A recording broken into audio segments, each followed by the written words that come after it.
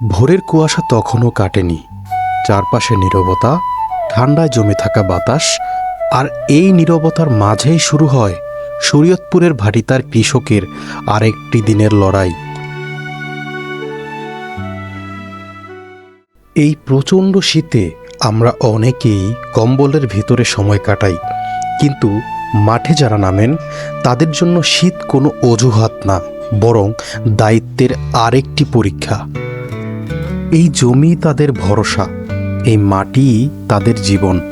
হাত জমে যায়, পা শক্ত হয়ে আসে, তবুও থেমে থাকে না তাদের জীবন।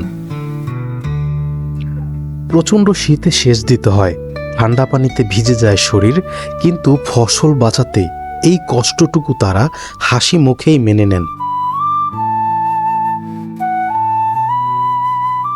মই টানা বা জমি সমান করা, প্রতিটা কাজেই ঘাম ঝরে।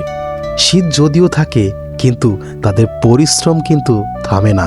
আধুনিক ট্রাক্টর এসেছে, কিন্তু কৃষকের দায়িত্বের ওজন আজও একই রকম ভারী।